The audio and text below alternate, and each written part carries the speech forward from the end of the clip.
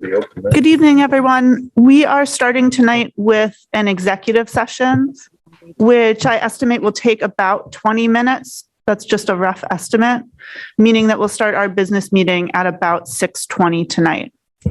So with that, I'll read the motion. Consideration and action to enter into executive session pursuant to 1 MRSA Section 405(6)D to discuss negotiations with the Student Enrichment Coordinators Unit. Is there a motion?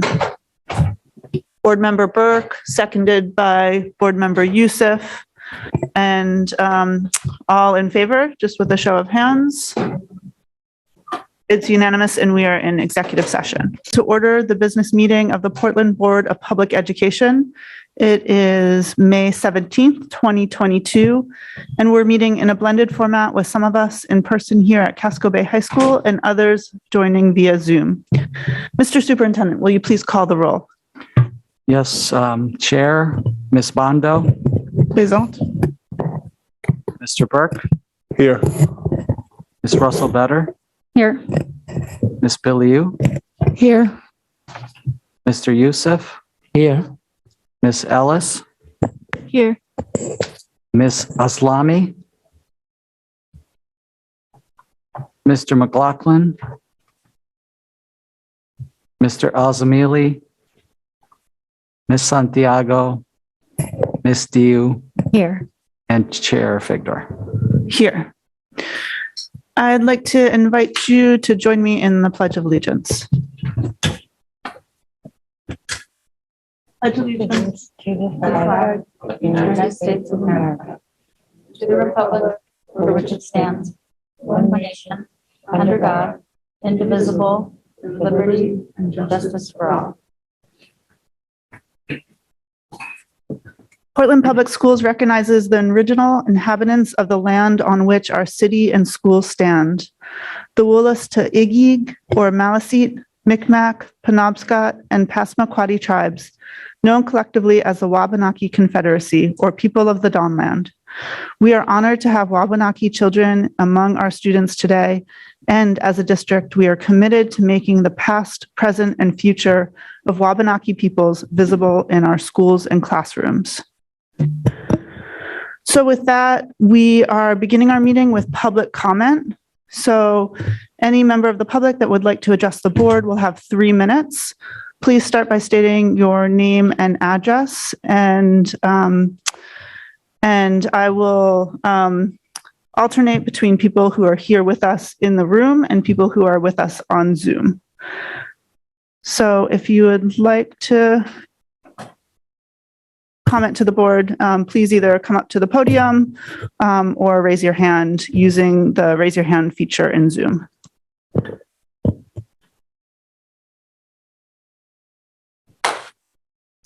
Okay.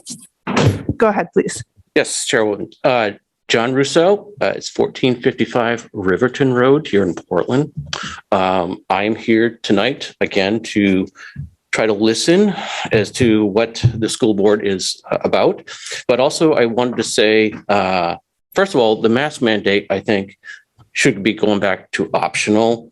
I have yet to see any studies proving that masks are effective and they work. So if anybody has any good policies or any good studies, please, I'd be all about hearing about them. So I think this should be just optional. And also, I also just feel like I have to say, in my observation about the school board, it's like the developers here in the city is pay to play. It's backroom deals. So whatever gets put out there, people like myself can't really comment. I get 3 minutes. That's it. I cannot interact with the school board. This is frustrating. I would like to see some kind of resolution to have more public interact with the school board to let people know what's really going on with the parents in the city. So such as myself, I would like to know what's going on and be able to say, hey, wait a minute, I don't agree with all of it. And I don't. But I want you to know I don't agree with everything that's being spoken about since January. So how much time do I have left? You have another minute and a half. Do I really? Wow, I spoke fast tonight. So, well, I guess that is where I'm at right now. I wanted to let you know I'm disappointed about the mask mandate. I'm disappointed the fact that no one's talking about how to maybe take vitamins, talk about their health, talk about exercise to help combat the COVID pandemic or epidemic now. And also just my frustration here with how the school board, I can't interact. I don't know how to further interact through the superintendent. So, Chairwoman, I yield back to you. Thank you, Mr. Russo. Next, we have Jessica Marino. Jessica, I am unmuting you and you have 3 minutes to address the board. Go ahead. Hi, thank you. Can you guys hear me? We can, but Henry, if there's a way to make that louder, that would be... Recording in progress. Jessica, will you try again? Sure. Jessica Marino, 31 Berkeley Street in Portland. How's that? Jessica, I think you can just go ahead, but if there's a way to speak more directly into the mic or something of that sort, we can hear you, but it's faint. Recording in progress. Sorry. All right. So I am here because I'm a Lincoln parent, and my daughter was one of the students who participated in the protest there on Friday and was not allowed back in the building for the rest of the school day. I've already shared the story and her story with the district leaders and school board members. So I'm just here. And I know the superintendent will be giving an update, but I'm hoping the district is going to look more into exactly what happened on Friday so we can get a full and accurate picture of what happened. I specifically would like to ask for answers to the following questions. I'm wondering who at the school made the decision to not allow students back in? How was that decision communicated to staff? Who kept the kids out? Who from central office was at the school during the day? And why the robocall didn't go out until after 1 o'clock. And finally, I really hope that school leaders will put a process in place so that students can better report the incidents of racism and discrimination and homophobia that they were referencing during the protest. I do want to say that many Lincoln staff welcomed students back yesterday and engaged in meaningful dialogue, and I really do appreciate that. So thank you. That's it. Thank you so much, Jessica. Thank you for being here tonight. And just so you know, while you started off faint, we could hear you well in the end. So thank you for persevering through that. Okay, thanks. All right. Is there anyone else who would like to address the board? Please come up, Elizabeth.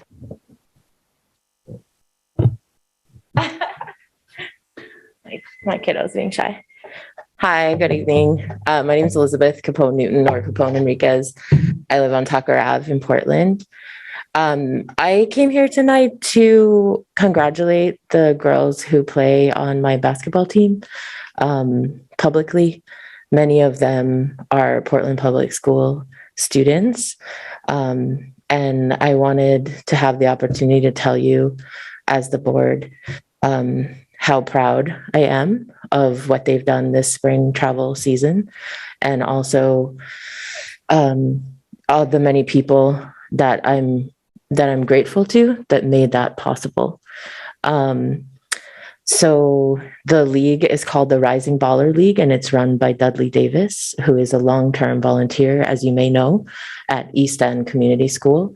Dudley has been doing Rise and Shine basketball at East End in a volunteer capacity for many, many years. I don't know exactly how many, I'll find out.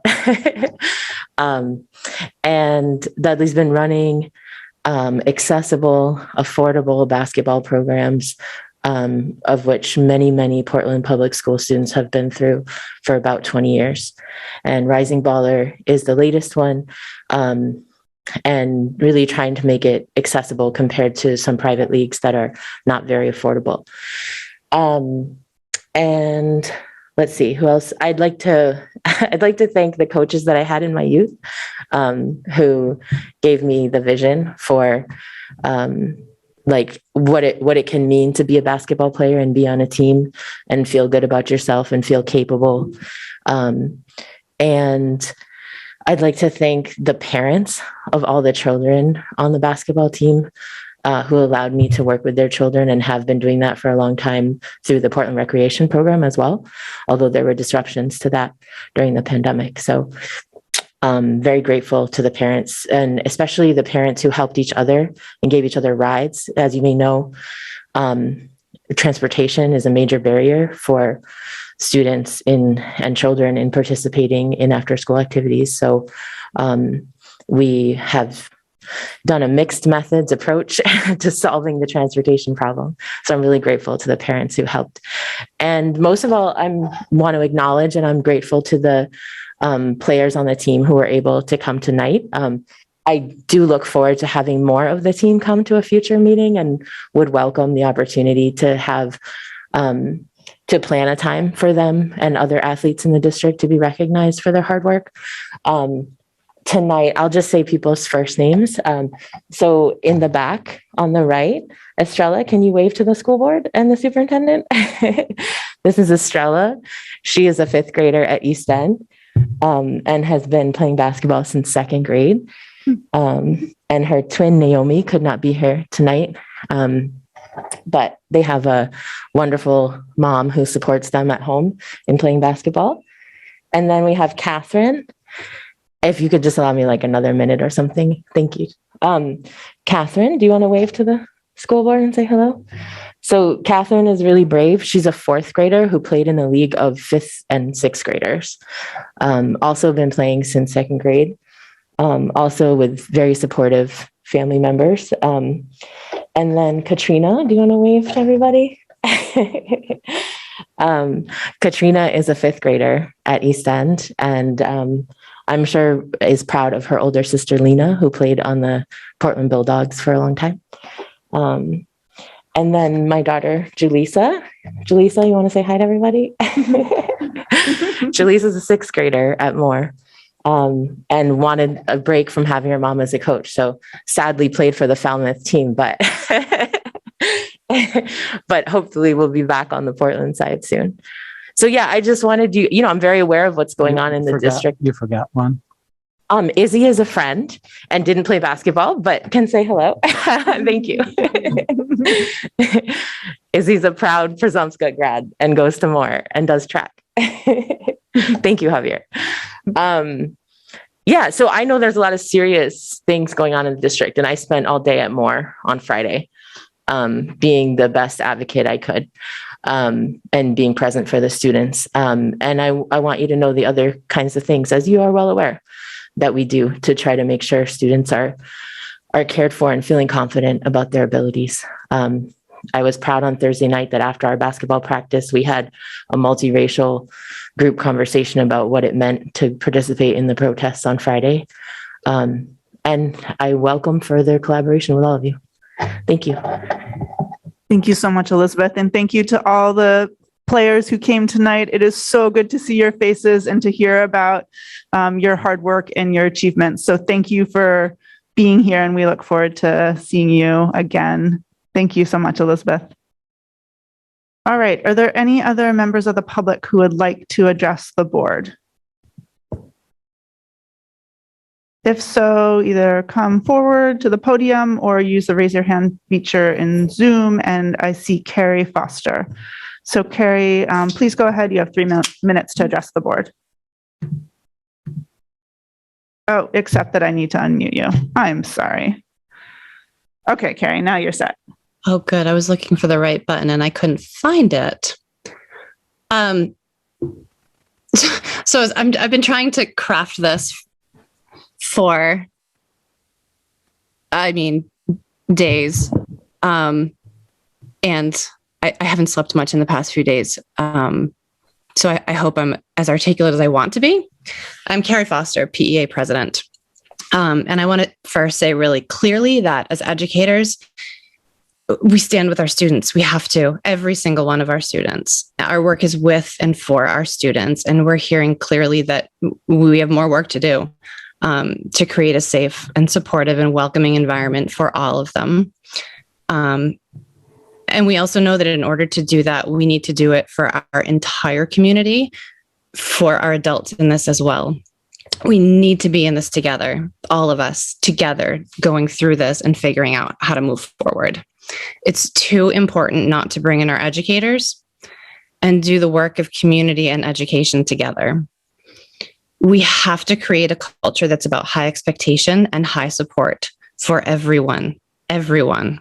Students need that. They've been asking us for it. And adults need that. They've been asking us for it. We need to be a part of this. And we really need you as our leaders to be clear and to provide those resources and to be supportive as we work through this education together. Our students need us. And they need us in this. And I'm so scared for the people who are leaving, the people who are broken and want so much to be there for kids and are working so hard and are feeling isolated in that, because our kids are the most important thing. And we're hearing that we're not enough for them. And all of us have to be together to be enough for them. And we have to feel you guys in that with us. I also recognize that I'm a leader myself, and that if things got to this point, then I have work to do as well. And I want to apologize to any student or staff member who has not felt that I am with them, supporting them and hearing them.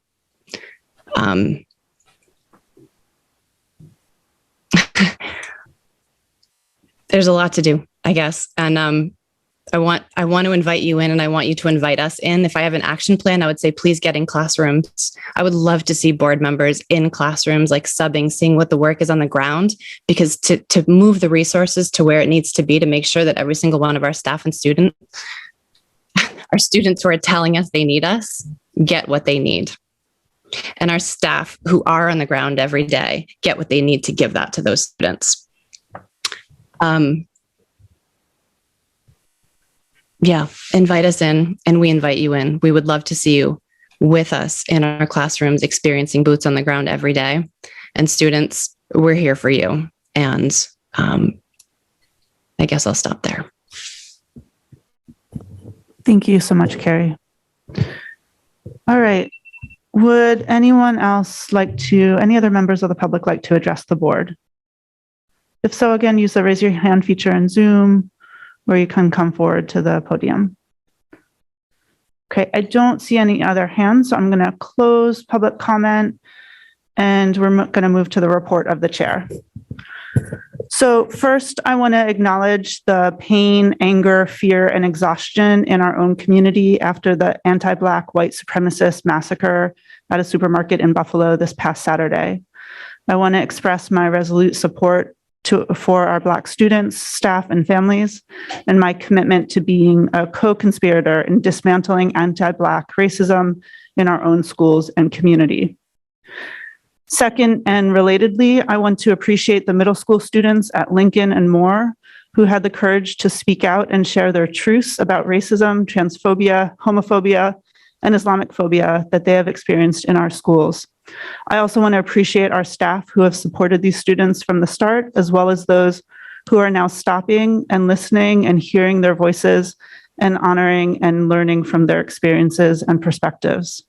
We have a lot of work to do in the days and months ahead to build inclusivity and belonging in our schools. And we'll hear more about next steps from the superintendent in his remarks. And lastly, last night, the City Council approved our $133.1 million budget. The proceedings last night and in the weeks leading up to the vote exposed the deep flaws in the current charter's requirement that the City Council approve the school budget. It was truly an exasperating process, but I'm grateful to the councilors who worked to make the best out of the situation and supported the school budget. I look forward to building support in the coming months for the Charter Commission's amendment to end the City Council's review of the school budget, so we can have more student-centered budgets and a more constructive relationship with the City Council. But first, Portland voters go to the polls on Tuesday, June 14th to vote on the fiscal year 23 school budget, and also to elect 3 new school board members. And I encourage everyone to please get out and vote on June 14th and support our schools. Before I conclude my remarks, I want to express my deep gratitude to Superintendent Botana for delivering the board an FY23 budget that truly met this moment. You did incredible work. Thank you. And I also want to thank our Executive Director of Budget and Finance, Kathy Witchenbach, and the many other staff who made this budget possible.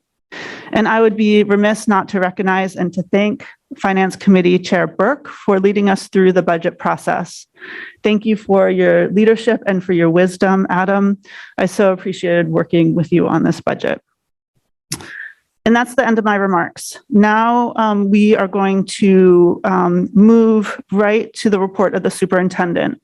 Tonight, we don't have a report of the students. Danny. Oh, Danny is. Danny. Hey, Danny. Hello. Okay, excellent. Danny, I was confused because I think Jody and I were confused because we both thought that Portland Adult Ed was presenting tonight, but then I postponed it. I did too. Oh, well, we are so excited to have a report of the students. So we're going to hear tonight from Danny McLaughlin about PAS. Yep. So Danny, take it away and thank you. As the year finishes at PAS, we're holding on-site program-based recognition events on the 5th and 20th of this month. Departing students will receive their certifications and scholarship awards. Through our MELMAC grant, PAS students have gone on field trips to Hudson University, UMass, SMCC, USM, New England Carpentry Training Center, Millbury, Massachusetts, Pineland Farms, and CMCC. Students at PAS performed very well in Skills USA. Skills USA is a career and technical student organization. Gold medal winners are eligible to attend the Skills USA National Conference and Competition in Atlanta, Georgia. Gold finishes, Vincent Lupardo, GNG in automotive, Cody Benson, GNG automotive, Cameron Landry, GNG cybersecurity. The silver finishes, Carmely Mapinga, South Portland, commercial baking. Bronze finishes, Grant Chandler, Greeley, cybersecurity, Meredith Fifi, carpentry knowledge test.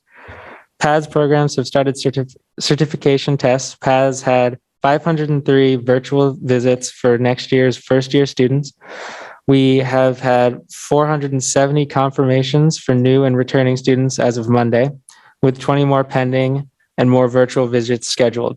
PAS has students participate in the Ford ASE Challenge, where students had to debug a Ford vehicle. Vincent Lupardo, GNG, and Ethan Dunlap from Falmouth High School were on the team and took first place. Emily Chichung from Biomedical Health Science has been selected as the PAS MELMAC CTE Student of the Year. Thank you. Excellent. So much good news in that. Thank you so much, Danny. Appreciate that. All right. And now we're going to move to the report of the superintendent, Superintendent Batana. Thank you, Chair, and thank you, Danny. And also, I don't know if everybody noticed that the last person that Danny mentioned was Emily Chung, former student board rep, and always rocking it. So I just wanted to make sure that everybody heard that. I want to express. I honestly thought it must be a different Emily Chung, No, just to be truthful, because she's everywhere. She is literally everywhere. I want to express my deepest condolences to the families and friends of the victims of the racist massacre at a supermarket in Buffalo this past Saturday, where most of the victims were Black. An attack like this grieves us all, no matter where it takes place. The Portland Public Schools condemns any act of violence against any member of the Black community. I also want to express our unwavering support for our Black students, staff, and families. As an organization, we believe that Black lives matter. Our Portland Promise Equity Goal commits us to rooting out ongoing and systematic inequities in the Portland Public Schools, and I would like to reaffirm that commitment and call on every member of the Portland Public Schools community to do the same. Matt Bernstein, in whose classroom we just had our executive session, who teaches humanities, social studies, humanities and social studies here at Casco Bay High School, has been selected as the 2022 Cumberland County Teacher of the Year.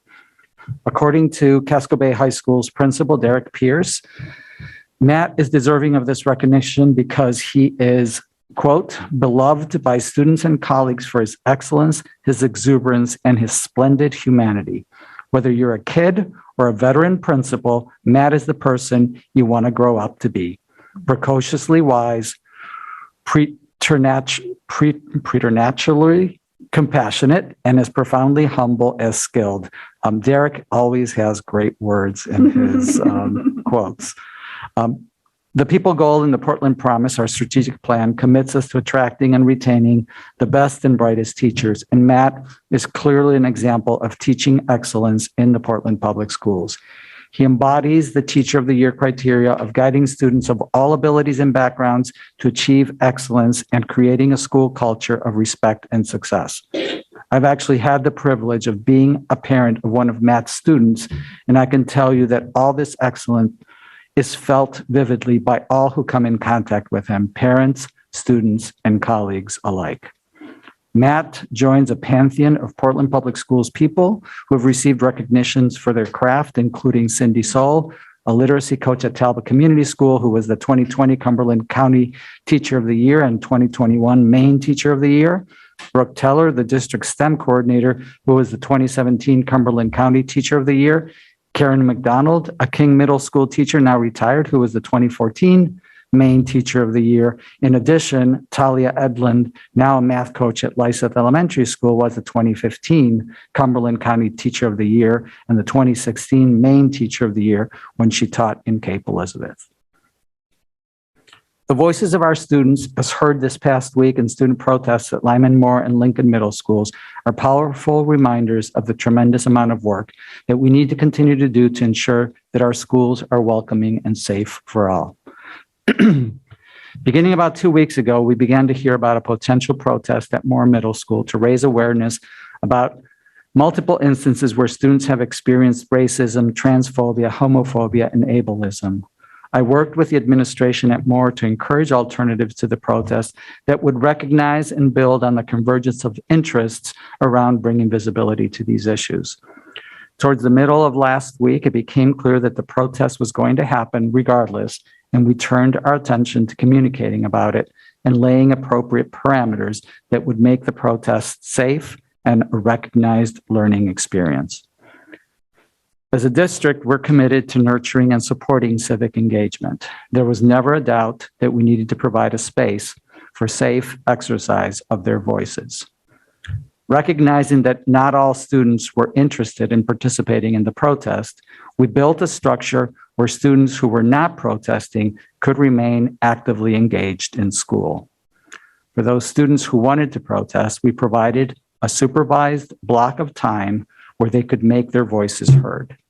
We communicated with families that after the allotted time, students would be expected to return to class. If they opted to not return, we informed students and their families that we would communicate with their parents to let them know that their student was no longer in school, would be marked absent, and would only be allowed to return to school that day if their parent communicated with the school that they wanted them to come back. My motivation for setting a limited time frame was threefold. First, I was aware that after a certain period of time, many students would be ready to move on to other issues. I wanted them to be able to come back into the school and resume their regular schedule. And I was more concerned that after a while we could lose track of students and they would wander off at their peril while under our care.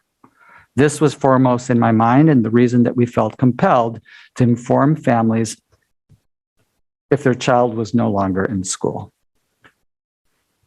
We also wanted to teach our young activists that part of organizing a protest involves negotiation with the very system that you are protesting.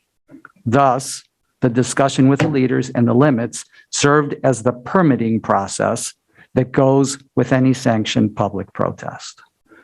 Third, we wanted them to also understand that there's often a price to pay for protesting. In this case, the price was not severe, being marked absent, missing out on whatever activities might have been happening in school, and potentially not being able to participate in co-curricular events that day. Generally, this plan functioned as designed. We were impressed by the organization and clarity of purpose of the student leaders. And while there were moments when passions boiled over, they conducted themselves remarkably well. The students told us clearly that they're angry, ignored, disappointed, disturbed, annoyed, unsupported, uncomfortable, traumatized, and that they don't belong. They called us out for disciplining them more harshly, for not trusting them and assuming that they were untrustworthy. They called us out for not knowing how to say their names or ignoring their pronoun choices or using derogatory language. They called us out for thinking that when they speak their home language, they're up to no good. They called us out for having lower expectations for them, and they called us out for ignoring them and not following up and through when they bring those issues to our attention. We hear their cries and we feel their pain. We have met with the protest organizers to engage in restorative and proactive actions to ensure that these cries and pains are visible to all and bring about the visible change that they're asking us to provide. There are parallels between the Lincoln and Moore protests. The concerns raised by students at Lincoln are very similar, but our response and organization around it wasn't necessarily that. I'm still processing the series of events surrounding both the organization and the execution of the Lincoln protest and do not have a clear line of sight into the event. I recognize, as you heard earlier, that the adults in both of these schools also feel the pain. The voices of their students are powerful reminders of the tremendous amount of work that we need to continue to do to make our schools welcoming and safe for all. And I recognize that this is frustrating given the tremendous amount of work that our staff has done and continues to do every day. I also recognize that not everyone believes that supporting student protests is an appropriate policy choice. The protests are deeply disturbing and humbling to me.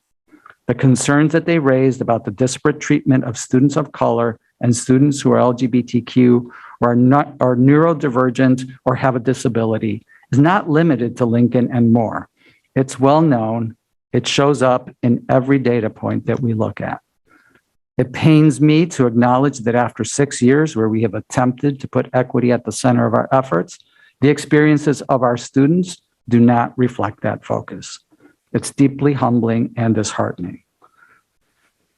The events are still fresh, the nerves are still raw. Although we've begun the process and are engaging in the what's next, I recognize that I don't have answers today. I have discussed with Chair Figder having a deeper dive into the protest, but most importantly into what we need to do in response as part of a workshop at the June 7th board meeting. However, I will, of course, take any questions that you have tonight as well. So I'll pause here to do that. Thank you, Mr. Superintendent. Are there questions from the board?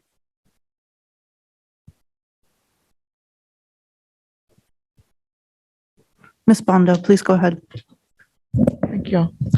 Yeah, thank you, Superintendent, for the updates. And I think maybe a question or comments, but I think, like you just mentioned, we're going more deeper because personally, I just want to really understand and get the clear picture what happened, because when I see their frustration is something has been rooted for years. So I think they just decide to come out because enough is enough. And I think we had a budget for the policy implementation where our students can have a platform when they can really come out and make any issue concerning any harassment. And I think we just need to work on that. So I want to keep my question for the next time, and I want us to be a wake-up call. Then I'm taking those steps really seriously to make sure then those adults and teachers and students really start feeling the inclusion, the cultural inclusion. Then each of us students belong to the system. Because if we are here, it's because of the student. And we are making a lot of budget and money for the programming to make sure then really building their academic success for the next generation to come.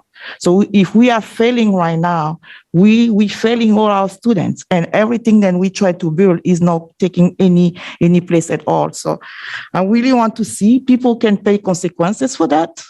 And just be aware that I'm going to be behind those questions and really a good feedback to see what's the next step and what, as a district, we really attempting to make it happen and to try to build a little more inclusion and trainings and resources to make sure then those voices can be heard and they can feel safe if something happened, and to make and come and make their own complaint. I got a lot of feedback from parents, from the communities, been looking for that for years, and they didn't have a chance. When you see a 10 or 12 years old student coming out and start talking about that frustration, that is really happening. And I think it's about time for us to hear. And all the time people say, oh, those kids are making up. Because when we talk about race, people feel like it's not the place for the school to talk about it. But those kids, they really figure out and come in the front to tell us that we need to start paying attention. Otherwise, everything we are doing for the academic success is not making any difference. Just so I just want to make sure. Then I'm going to be following that one closely and moving for the next step. Thank you so much. Thank you, Ms. Bondo. Are there other questions for the superintendent? Ms. Biliou. I have a couple of questions. So I think you said that there was a price for a protest, but you also insinuated that the protest was planned by administrators or teachers, or the organizers were given resources by the administration at these schools. So what is that price, I guess, or what are you insinuating there? I didn't insinuate anything, but the price was being marked absent. So if you participate in the protest, you would be marked absent for the day, or you would be sent home that day and the next day? If you participated in the protest, you would be marked absent if you did not come in at the time that the protest was scheduled to end. Thank you for that clarification. I guess I have a concern about kind of the messaging that we as board members were received. There wasn't really a lot of specifics, just kind of like some of the things you just expressed right now. And I don't understand why that was. We got a very kind of like estimate of what was happening, but we didn't really get some of the specifics that you just spoke on now. And I'm wondering like if there was a confusion there, because that would have been really good information for all of us to know. I'll just, if I can interrupt for a second, Mr. Superintendent, and address one aspect of Ms. Biliou's question, which is one thing that superintendent and I spoke over the weekend, and I did reach out to all the board members, including yourself, and I did try to get in touch with you, but I was able to share some more detail with other board members that I wasn't able to get to share with you because we weren't able to connect. So I'm sorry we weren't able to do that, but I would have really welcomed that. I mean, I think it still stands that we can get an email update of some of those things just as much as you can tell us personally, because that email is going to all of us, not anybody else, is what I'm trying to say. But thank you. I would like to address that. I think we're still processing this. So there is a ton, and I said earlier, I don't have a clear line of sight into what happened in Lincoln, in the same way that I do at Moore. And I am 100% confident that I don't have full line of sight into what happened in Moore. This is still happening. It's not something that is, it happened on Friday and it's over. We are still, in the aftermath of that in a very active way. I met today with, 15 kids at Lincoln to understand their perspectives. So this is happening still. Our staff and their struggles are real today in the same way that they were on Friday. And, they continue to be, things that are evolving. So I'm trying to provide information at a level that is, one, accurate, and two, appropriate. So I probably, I know, and I've heard that not just from you, but from other board members, know that you've been wanting to have additional details, and there's a limited amount of details that I can provide that, I can, entirely trust are, fully representative of the situation. I mean, I understand that, and I appreciate you saying that, but I think what I was trying to say was what you just presented now wasn't the information. I'm not trying to I just insinuate wrote that it. you don't have. It wrote it after I left Lincoln at 3:00 this afternoon to get ready for tonight's board meeting, which was the first time that I've had a chance to actually sit down and, not just cobble stuff together, which I frankly just cobbled together. And I mean, I didn't know that. So I think I can still ask the question, but thank you. And I guess my last question is, what is your plan going forward to create a safe process for these kids to express their concerns where they aren't put in the same space with the person or with the people that have harmed them? I don't have a plan. As I said in my remarks, we're working on that. And, to the extent that the people that harm them are me and the people that work with me, I don't know how to solve the problem without getting in the room with them. And I take personal responsibility for much of what this is, as I said in my remarks. And so I will continue to strive to work with the students to solve this. If your question is specifically around how would someone who has been harmed by a staff member that brings that to us as a formal complaint, we have processes that, separate the victim and the accused, to the extent possible, to the extent allowable under the investigation process. But, it isn't always possible, but we absolutely do strive to not put victims of abuse in situations where that harm can be perpetuated. Okay, thank you. Those were my questions. Thank you, Ms. Billiou. Are there other questions from the board? Okay, I don't see other questions, so we can move on, Mr. Superintendent. Next, I'd like to begin our regular update on how we're working to keep our schools open and our staff and students healthy. As we've been doing for the past year and a half, we provide comprehensive updates on our school reopening plans at board meetings. As you know, there has been a sharp increase in our cases to reflect the increased incidence of COVID in the region and state. As a result, last week, we moved to require masks for students and staff indoors. Last week was our last week of pool testing. As an alternative to pool testing, the Maine DOE and CDC are recommending frequent rapid testing. They have made up to 6 tests available per student and staff member across the state, and we are now in the process of distributing those tests to members of our school communities. We began this week with elementary schools, and I know today that those were rolling into schools. Our masking recommendations will be updated as we continue to follow school and community data, including local wastewater data, community COVID rates, school reported cases, etc.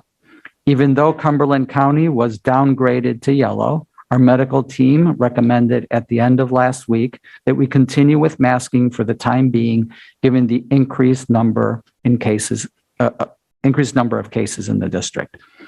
As always, I will take the opportunity to stress the importance of continuing to monitor ourselves for symptoms of COVID. Please inform our school nurses if you suspect you may have come down with COVID, and they will help you to understand the timing as well as any options for testing and quarantine.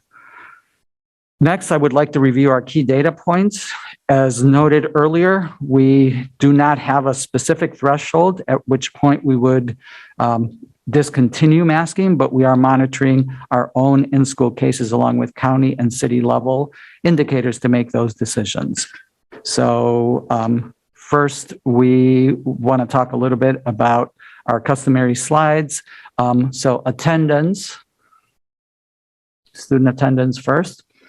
You can see that there has been a downturn. Obviously, you see a very steep decrease in attendance at the middle school on Friday of last week, which is associated with the protests, not necessarily COVID, but it's a combination of things. You can see that there's also a decrease in elementary attendance that day.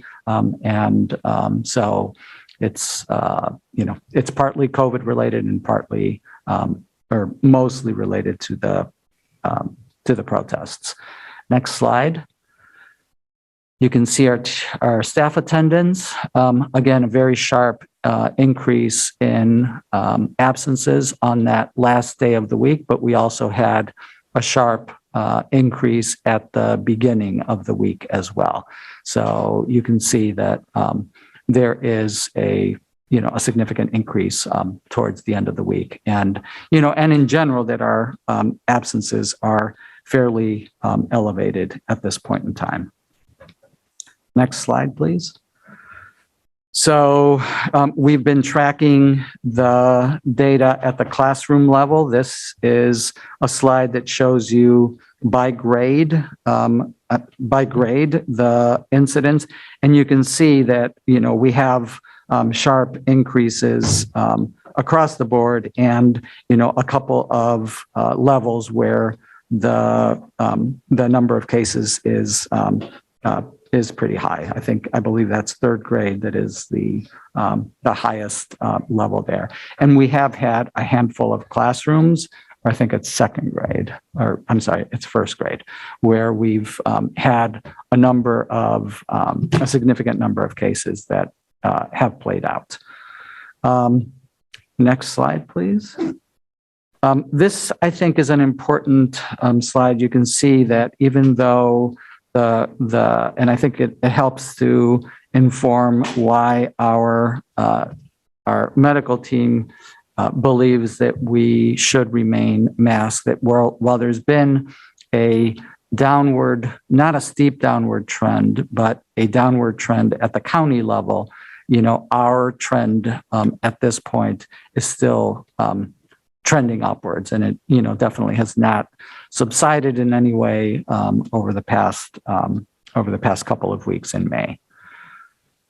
And next, this is another element of the analysis. We had 112 student cases last week. That's almost double what we had the previous week. And so I think that's reflected in some of the data that you saw previously.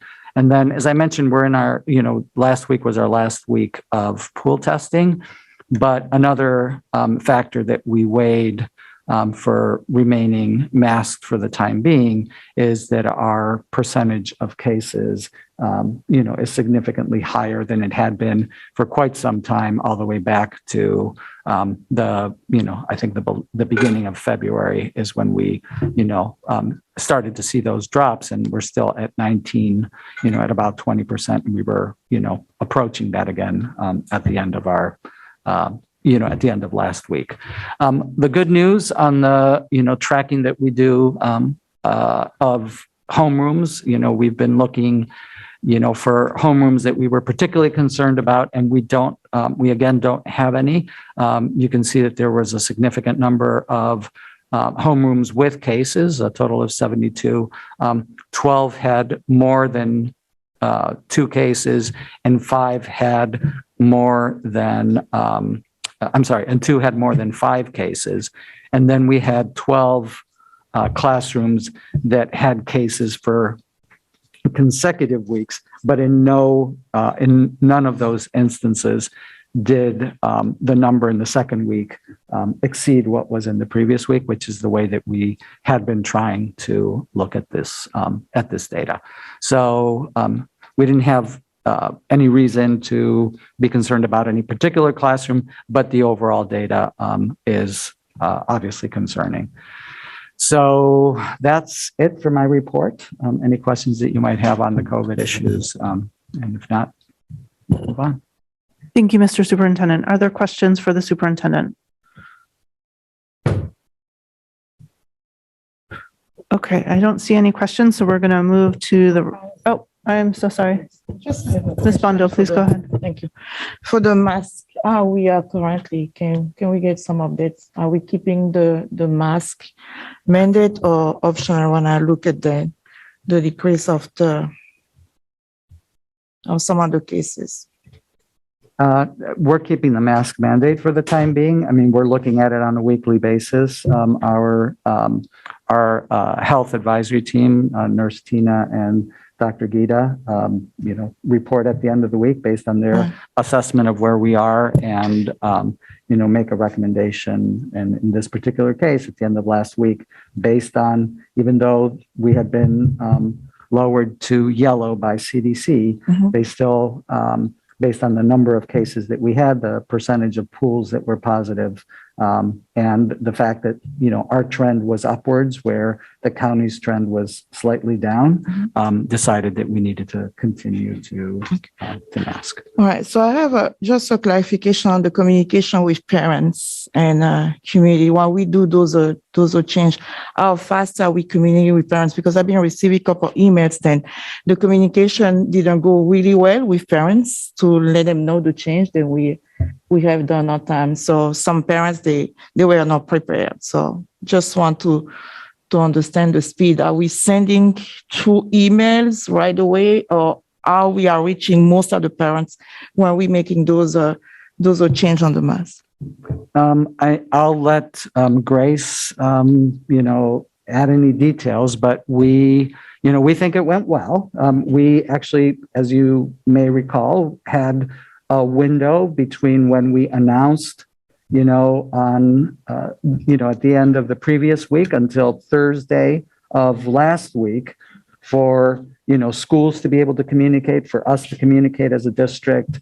So we had multiple interactions. And I think in general, we found tremendous compliance. We restocked our schools with, child-sized KN95s and did all of those things. And we believe that it went, that it went well. So. Good evening, everybody. I just add a couple of things, and I know, that week there, have been some questions about why we chose to wait till Thursday for implementation, and that was in part to allow for time for communication so that folks would be informed and to be able to, for other reasons as well, just in terms of transitioning and allowing people to schools to kind of remind and rebuild practices to help support a successful implementation, but specifically around communication, we had, in English, we had a letter, that went out and schools were able to then use, we did language-specific robocall messages in all of our major languages to go out to families. So that was as well part of a kind of targeted message that went out through, from the multilingual team. All right. So just get me with a minute. For the robocall, how often are we sending the robocall? Because, I cannot have my phone and then I cannot get the message right away. So how often our robocall are going to people, especially the people with the second languages, when we're using the multilingual, so they can have those communication times. So how often the robocall, we just send it once, or we making that one twice a day, or how often do we send those? Robocall goes only once. Right. Yes. And then it leaves a message. Mm-hmm. So, that's how the robocall works.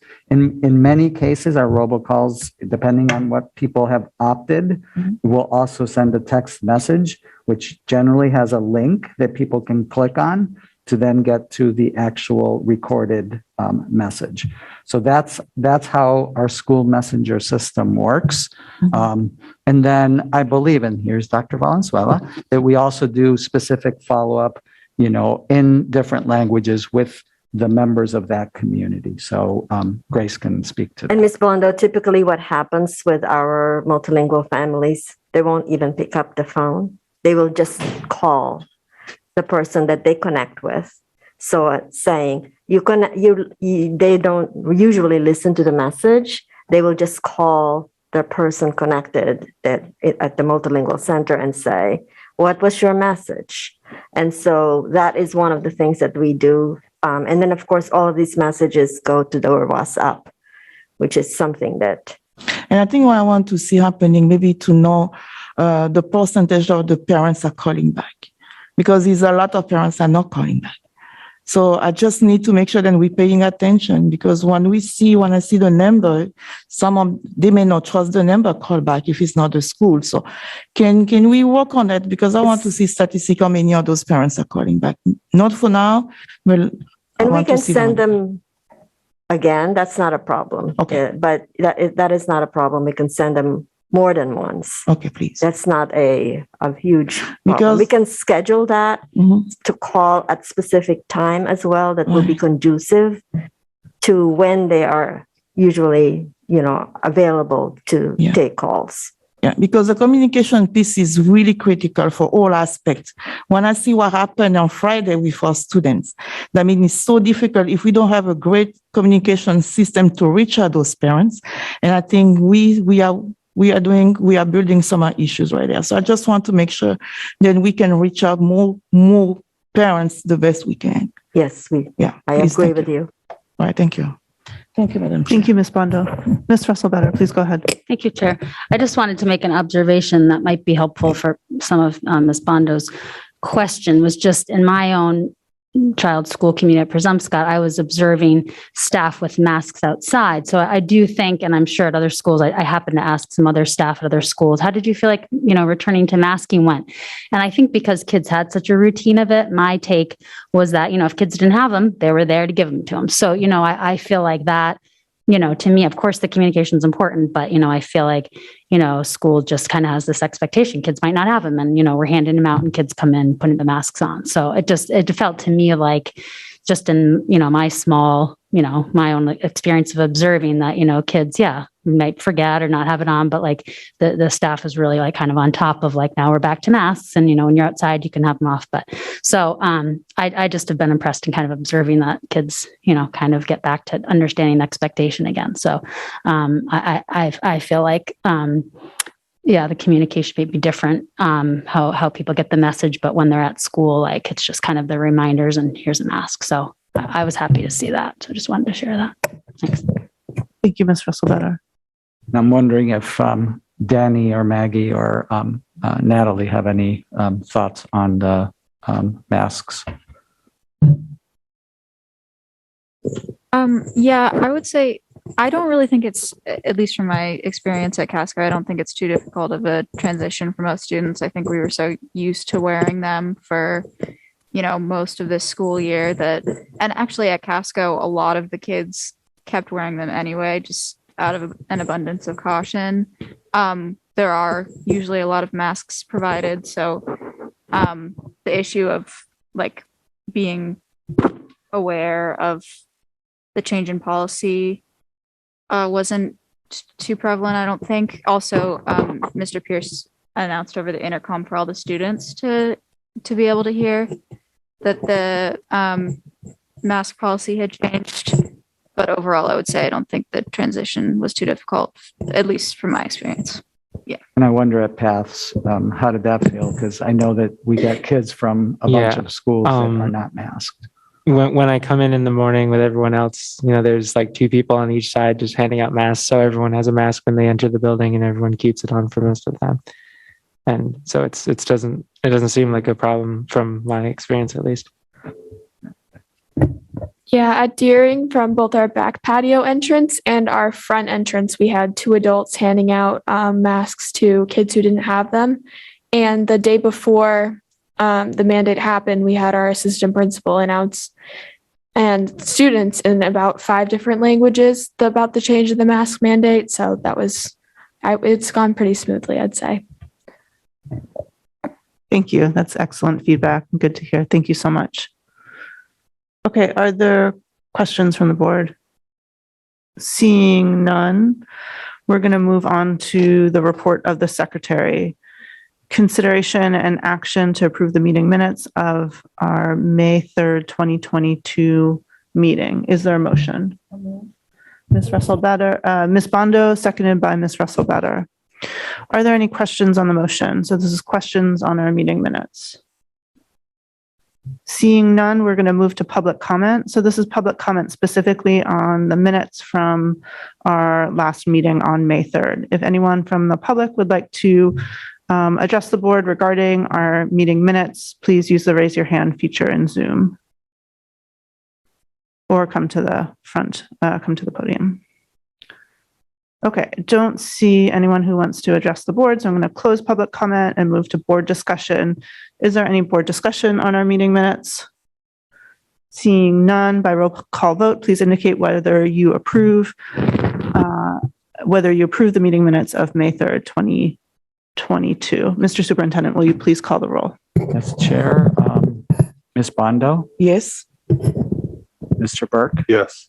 Ms. Russell Better, Yes. Ms. Biliu, Yes. Mr. Youssef, Yes. Ms. Ellis, Yes. Mr. McLaughlin, Yes.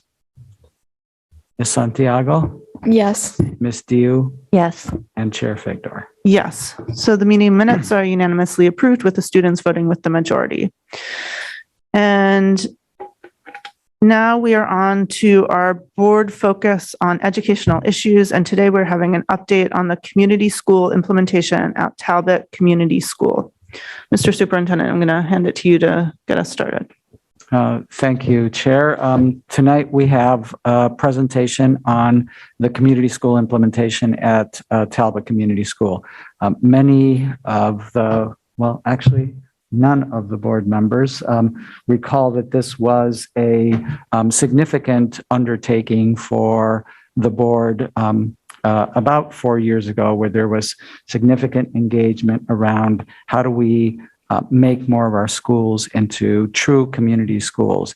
And along the line, we had the opportunity to receive funding from the J.T. Gorman Foundation to begin this work at that time Riverton, now Talbot Community School.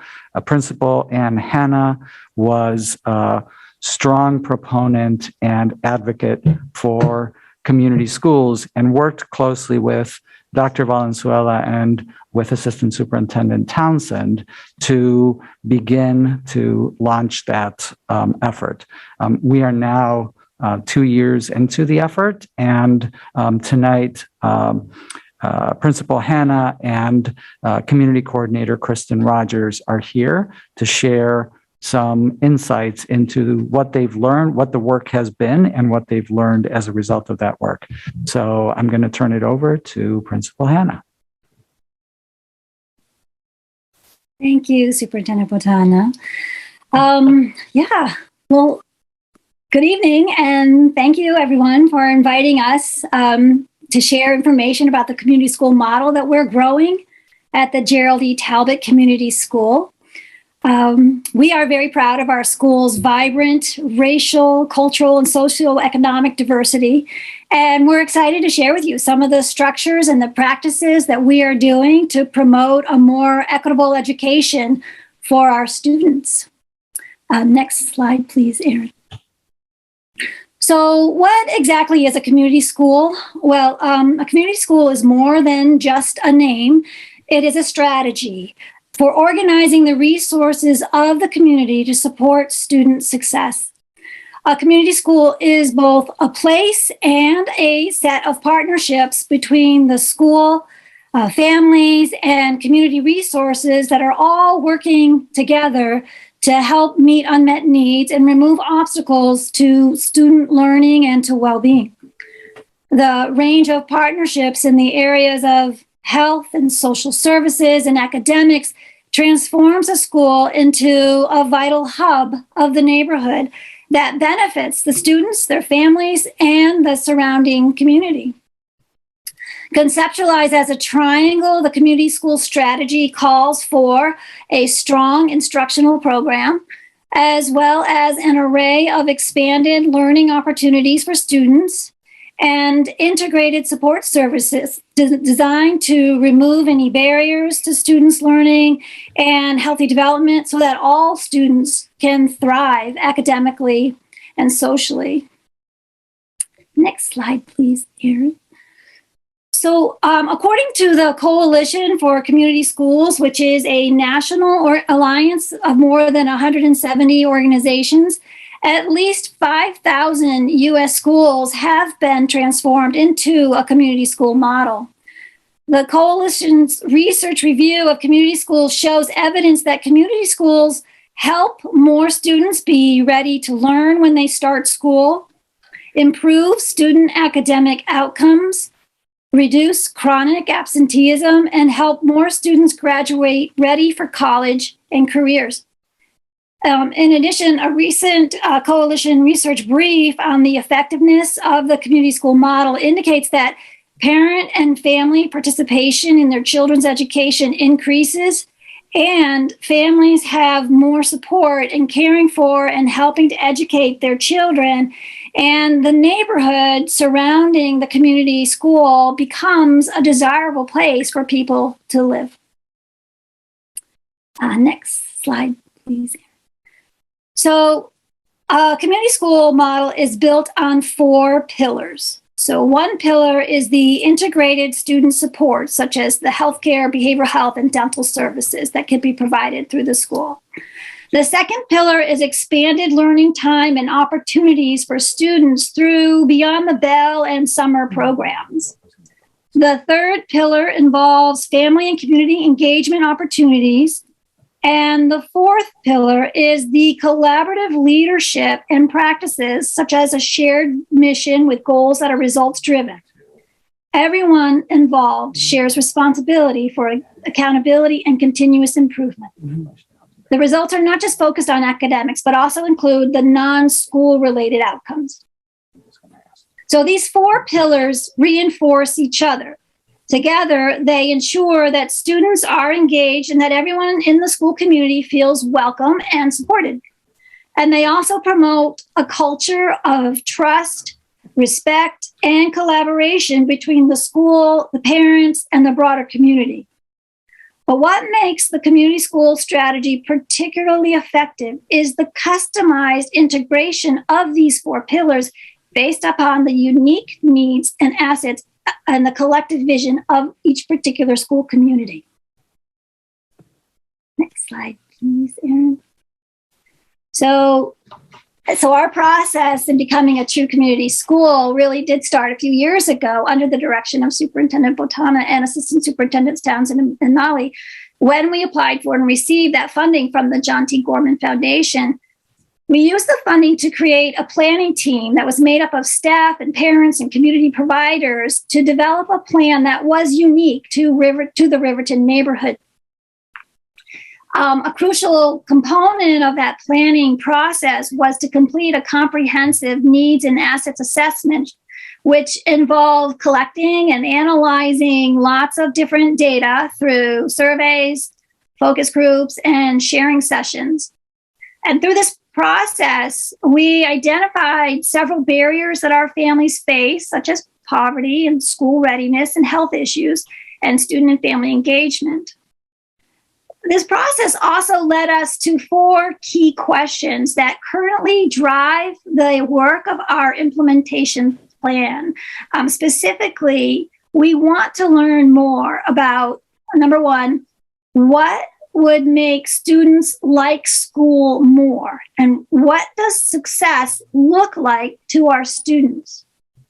And number 2, what is meaningful parent engagement? What does engagement look like for our parents? And how can we create more opportunities to listen to parents, to hear their hopes for their students and what concerns they may have?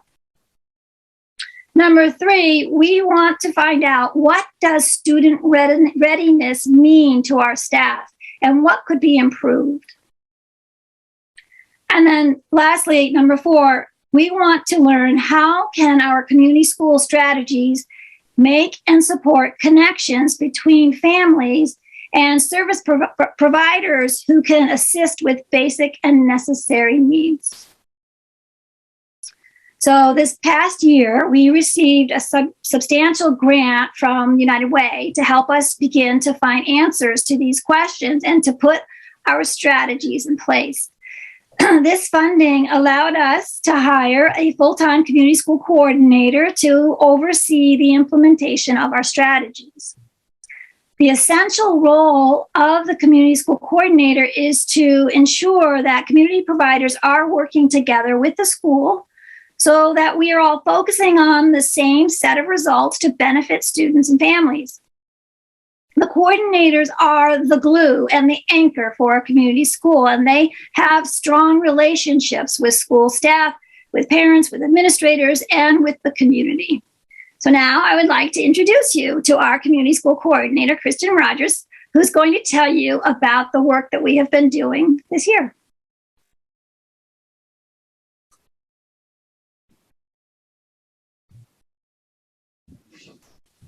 Thanks, Anne. Slide, please. So a crucial component of our community school model is, as Anne said, the development of an advisory board, because community schools rely on shared leadership. And this advisory board collaborates to oversee the implementation of our community school plan.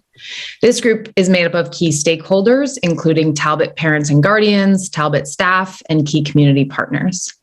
A core function of the advisory board in this first year was to utilize the results of the needs and assets assessment and any additional data that we had collected to update our theory of change and logic model.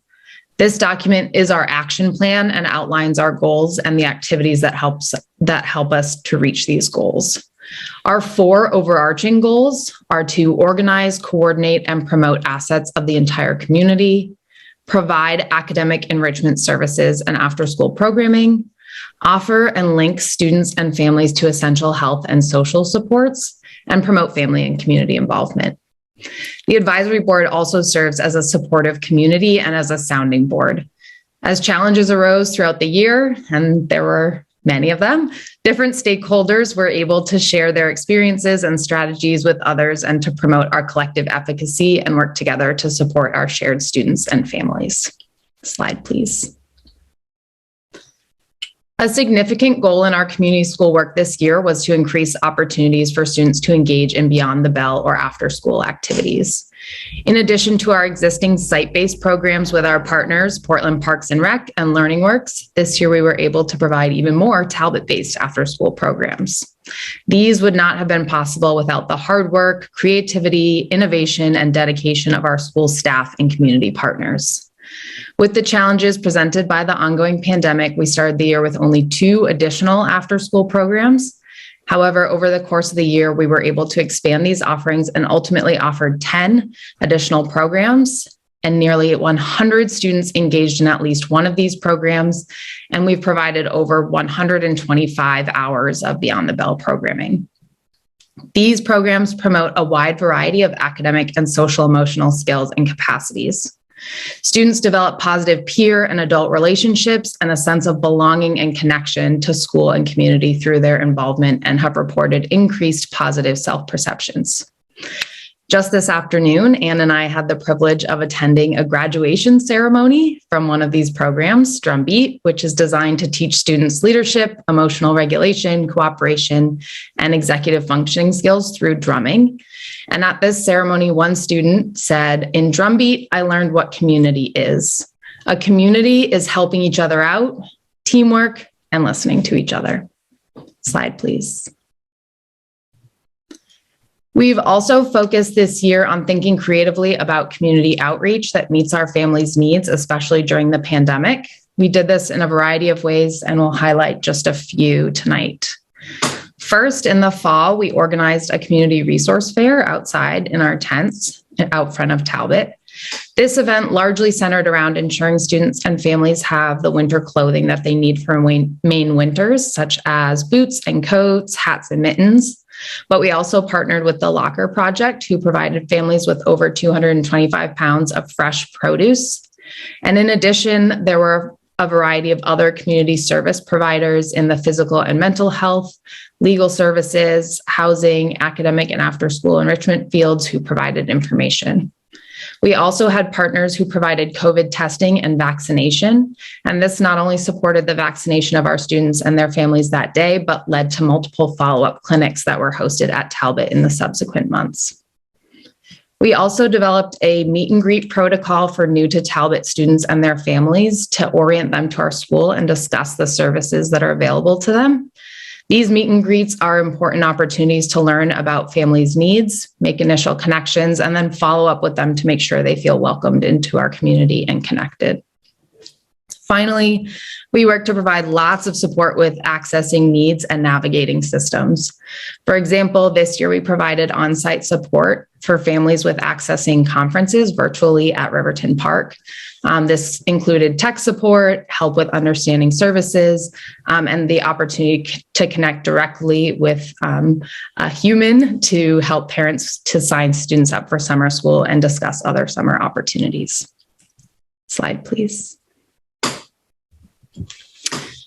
So what's next? Pending the approval of grant funding, we plan to expand our existing programs, put in place some additional supports, and initiate a new family and community engagement program.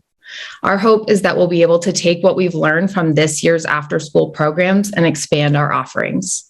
We've had significant student and family interest in the after-school offerings this year and hope to be able to increase the number of sessions of the current offerings to allow more students to explore these interests. We also hope to add new programs that are based on the input that we've heard from students, families, and staff. Additionally, we plan to continue our walking school bus morning mentor program and hope to be able to add staffing capacity to expand the reach of this program as well. This provides positive adult mentorship and promotes student attendance by helping students get to the school bus safely and on time. We're also hopeful that we'll be able to add a family support liaison. This person would play a key role in assisting families with navigating systems and reducing barriers to accessing necessary services. Having this role within our school would allow us to more easily bridge gaps in family needs to provide holistic wraparound services and support families with referrals to our partners and community resources. Finally, we're really excited about the prospect of starting homework diners. A homework diner is a place where students, families, and school staff meet together to support student learning and academic work.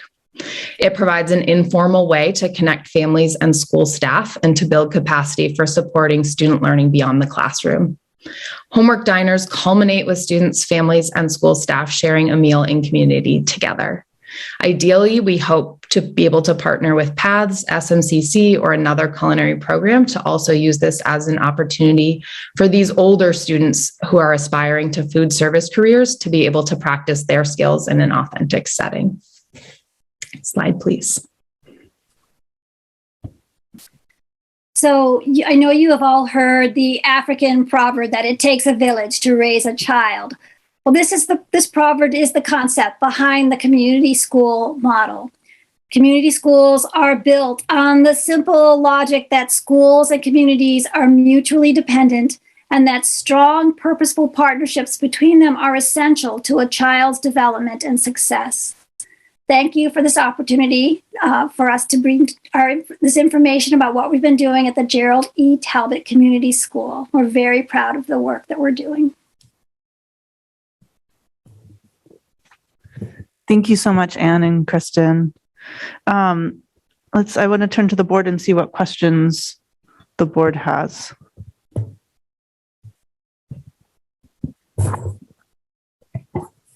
Mr. Youssef. Thank you, Chair. Thank you, Principal Hannah and Kristen.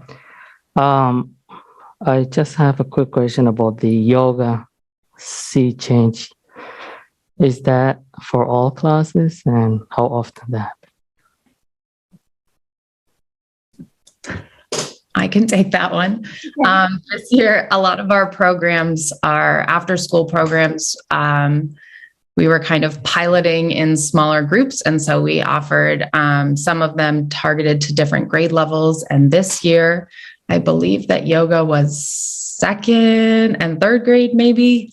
And so it was after school for just a small group of second and third graders this year.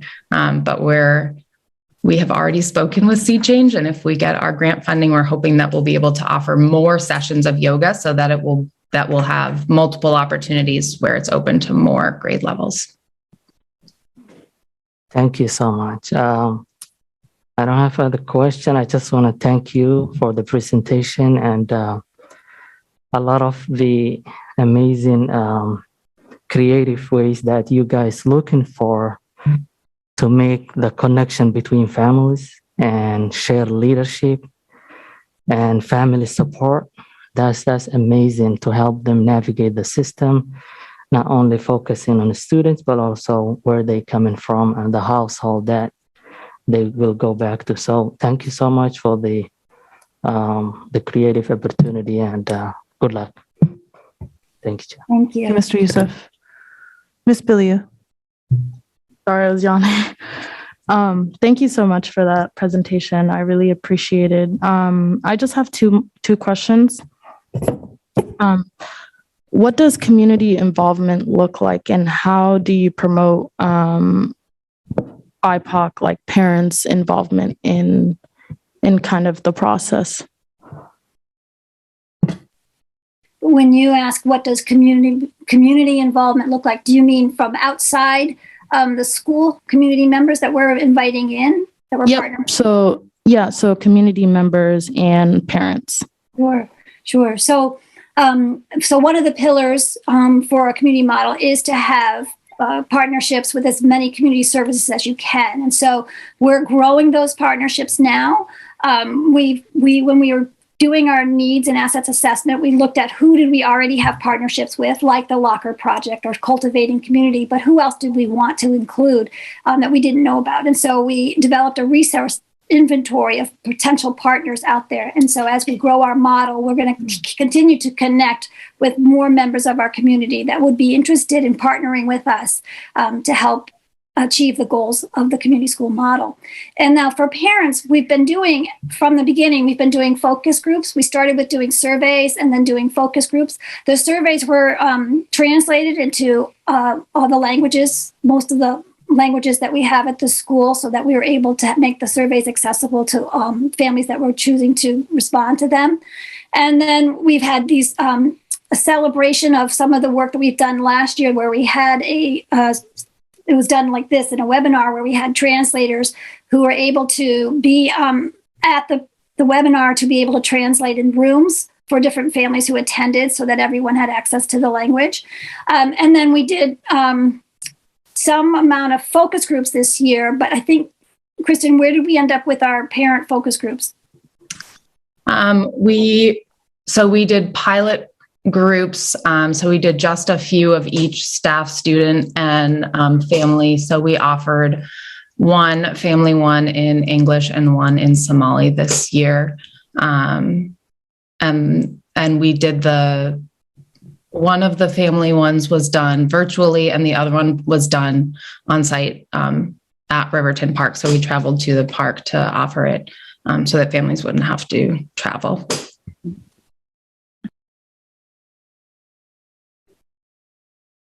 I think we would also be remiss if we didn't take this opportunity and to say, while we're at the board meeting, if there are folks who have connections to community partners or who have suggestions for people who would make good partners for any of the things that you saw today, please reach out to either Anne or myself. We're very willing to take those suggestions. We'd be very grateful for any thoughts that you have.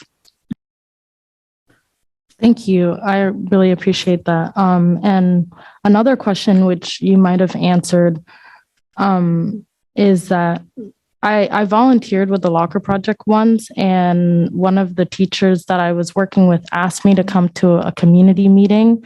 Is that the focus group meetings that you're talking about, or are there other kind of larger community meetings where you invite outside participants to give you feedback on the school? Prior to the pandemic, yes, we were having, during that planning year, more meetings where we were inviting people in. But then, of course, during COVID, we haven't been able to do that with actual in-person kinds of meetings. But that is part of what we'll continue to do in a community school strategy, is that you don't just do it at the beginning or while you're planning, you do it throughout as a way to make sure you're listening and hearing from the families about their concerns that they have for their students and for what it might be happening at the school, and to also hear their hopes and their dreams for what they would like to see things put into place to support the well-being of their students. Is there any way you can tell us what the engagement of those meetings were like in the beginning? What was the engagement like? Yeah, it's always starts out small. We never, are able to get as many people as we hope to get. But as the word grows and as more and more people hear about what we're doing, it does grow a bit. So we're really looking forward to next year when we're able to not be so confined by the pandemic, to be able to have more opportunities for more events where we can have community members and parents and families coming in to share as part of our planning process. Awesome. Thank you. Thank you, Ms. Biliu. Ms. Dew. I just wanted to thank you for the presentation. And since Member Youssef already asked the question that I was going to ask, I just wanted to make a comment and say how wonderful it is that Sea Change specifically is part of your program. It's a wonderful organization. And I think that's great, along with Portland Stage and Cooking Matters. So thank you. Thank you, Ms. Dew. Board Member Burke. Thank you, Chair. I have a comment. I have a child at Talbot and I have a child at Rowe, and it's been very evident, and no shade to Rowe, but very evident the difference that the community model makes from the first day that we arrived and saw the robust number of community partners that were at school to be part of kind of the welcoming to Talbot was profoundly impactful. And I think that vibe carries through even when the partners aren't on site. So just thank you. And it's really helpful to understand all that goes into making that happen. And then pre-pandemic, I had interaction with Rise and Shine at East End School, which we're not discussing, but that's just a profoundly robust program. And I know that took a lot to get there. So it's encouraging to see where you are now, what it's taken to get here, and look forward to where you're going to go next. It's making a big difference, and appreciate it. Thank you. Thank you, Board Member Burke. Board Member Bondo. Thank you. Thank you for the presentation. I have a couple of questions. So the first one, just want to follow up on the Ms. Biliu question about the community and parent engagement, because when I look at the community school, is been the driven and the strength of the community school is about the community engagement and parents. And I think that was really makes you really the foundation where parents are more inclusive and cultural appropriate. So I try to understand the model. Are we the community school? Then you have a aspect of the more approach of the cultural brokering aspect into it between different culture than you represent. So I wonder, on your advisory boards, how diverse is your advisory board? Because that's why I make the difference, because I look at your 4 pillars of the community schools and I see what you want to accomplish, need assessment, data, and analysis. So that make the diversity on your advisory board that's going to make you those are good qualitative and quantitative data that you want to move your plan action. So I just wonder, how diverse is your advisory board? I think that's one of the areas that we are still working on. And since this was my first year in the community school position and my first year at Talbot, I didn't have relationships with the families at Talbot yet. So I put a lot of work at the beginning of the year into doing some outreach with families. But as you've raised earlier in the meeting, I didn't get a lot of response from a lot of families who didn't already know me. And so that's an area that I've worked hard on this year, is developing those relationships. I do arrival with Anne in the morning, so families see me and know me in the morning. I've gone, like I said, to Riverton Park and been at these community events. And so I'm trying to be in the community and outside of the school and at the after school events and working with students and interacting with families as much as possible. So that's definitely an area that we're looking to improve for next year, and is the focus for outreach and improvement for sure for starting next year. Yeah, exactly, because it takes a while. It just takes a time to build the trust around your community outreach. So I'm just wonder about if you can just give a little challenges that you had to do those outreach. What did you see? Because you are translating surveys, you're building focus groups, and then you get some conversation, but you don't see a lot of participation. So what are those challenges? What did you see? Then you need to improve on those areas. I'm sorry. The question is what are the challenges? What are the areas that we need to those areas of growth, because you don't see a lot of participation. So I mean, those outreach to parents need to be improved, because the strength then you need to have is the strength of your advisory board to have a community building base so that community school can be the strongest one. So I mean, for you to be able to do outreach, I mean, you do focus groups, surveys, translating surveys on different languages, but you still don't have that fully participation parents.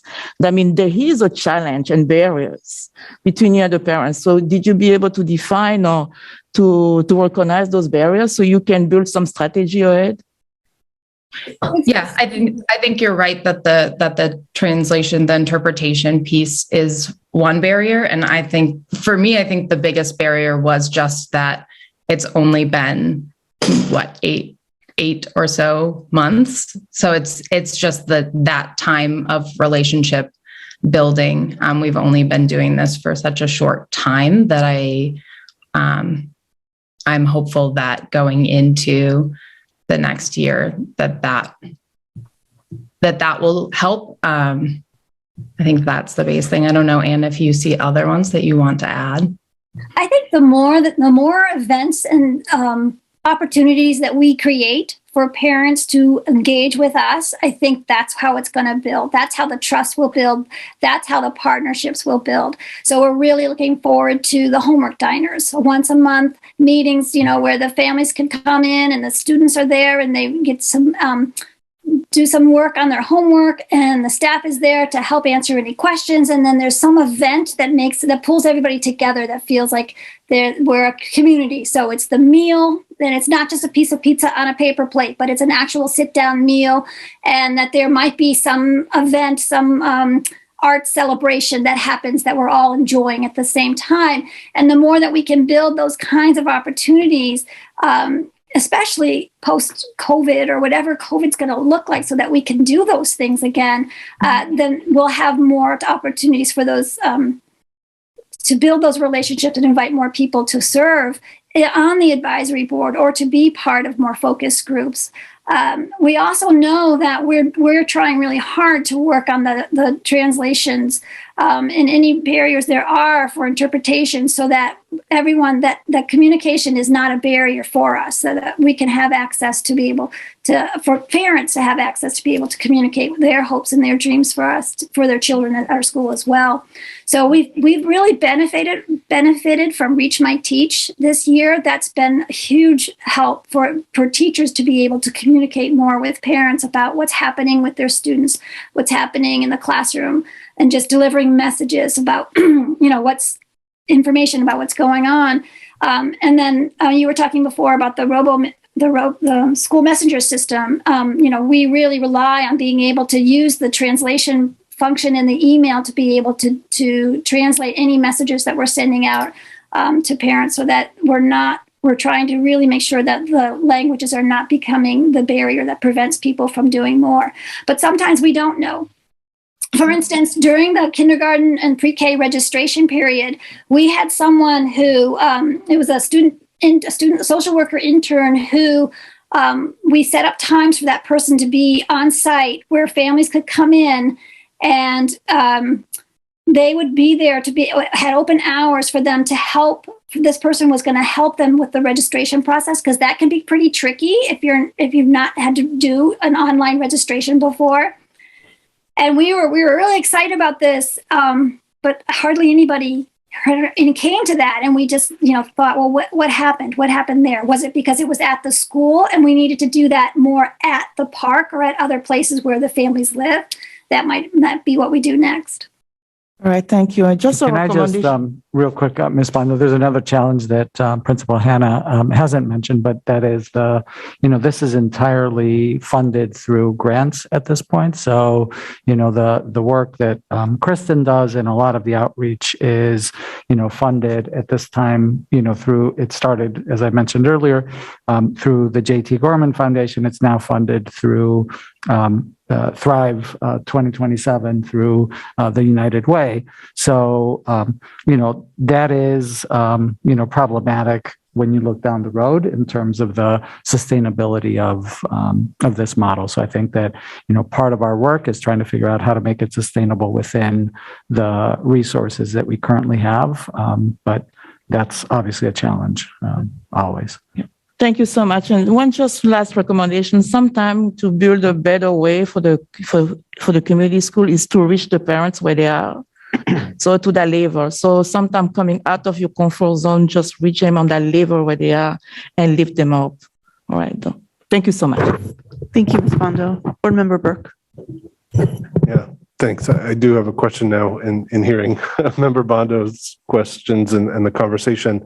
I appreciate the effort of the last 8 months to build relationships, but I'm curious if you've tried to, work where there already are relationships. And I think of a really informative conversation that I had with Dr. Valenzuela and her team and what happens in the Multilingual Center and trying to align their strategies and methods or align with their strategies and methods and all the work and relationships they do have. Has that been part of the effort to build relationships there?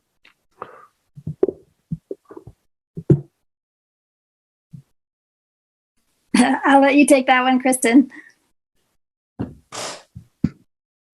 I have not had a chance to meet with Grace. I don't think specifically about this one, but I think that's a great idea to reach out to her. I think the other thing that we've talked about a little bit that's a community school strategy that addresses a little bit what Ms. Bondo was talking about is if we were to implement something like homework diners, one of the suggestions that they make is use that as a time to have something like your advisory board meeting, right? So invite families in for something like a homework diner where their kids are, where they're celebrating something or working on work together, and then have a component of that time be the advisory board meeting, right? That's a time where we're hoping to already have interpreters set up to be there, that families are already planning to come in. It's kind of a two birds, one stone type situation. It's not asking parents to show up twice for two separate events.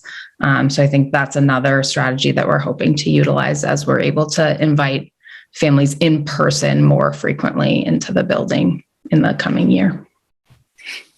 Sorry, Kristen, I didn't make it seem like I was throwing you under a bus there. What I thought you were going to talk about is the work we've done with the Multilingual Center with Maureen Clancy on having the translators come to events and do those kinds of situations where we have people who are at the event who are translating for families that are speaking the different languages. And then, of course, with the center getting help with cultural brokers to be able to help our families that are especially newcomers where the students, this might be their first time within the school, and trying to help the families and the students understand a little bit more about what the expectations are within a school, and then helping us to be able to learn more about the family and what their expectations are for their student. Thank you. Terrific. Thank you so much. I don't see any other questions from the board. I just want to thank Principal Hannah and Kristen for your presentation tonight and for all your work. Building strong communities, we know, is key to our success to the success of our schools. So thank you. And Mr. Superintendent, did you have any final words tonight? Just to extend my thanks to Principal Hannah and to Kristen for their tremendous work. This, I know, is something that is very near and dear to Anne's heart. And I think that she's fulfilling a vision that she had for how to really turn Talbot into a school that is truly part of the community. And I think that, some of what you see happening is really amazing. So thank you guys for that work. Excellent. So now I want to, we have two additional basketball players with us, Airmal and Lawina. They're both sixth graders at Lincoln. And I wanted to thank you guys for coming and being with us tonight and just recognize, I want to recognize your dedication to basketball and what the effort you're putting in, and really appreciate your coming and sharing your experience with us tonight. So thanks so much for being here, and thanks for being patient and waiting on us as we go through this meeting. So really appreciate your coming, and keep up the great work. I was a basketball player back in the day. All right. With that, we are going to turn to old business. We have a proposed agenda change for the board, which is we are going to first consider tonight our revised policy JLF, reporting child abuse and neglect. And we had one final change to make to this policy, and we're not fully prepared tonight to move forward with it. So if it's all right with the board, I want to request that we postpone consideration of this policy change to an upcoming meeting. Are there any objections? Okay, great. Thank you, board. So we're going to move this to an upcoming meeting. So that moves us to consideration and action of a resolution to recognize Mental Health Week. Is there a motion? Ms. Bondo, seconded by Board Member Burke. Okay, I am going to hand this off first to Board Member Russell Better to introduce the resolution, and she, along with Board Member Youssef, are going to read it aloud for us and provide some context. And I just should say first that I want to thank them both. They were involved in writing this resolution and bringing it to the board, and I really appreciate that leadership, and I'm looking forward to considering this resolution tonight.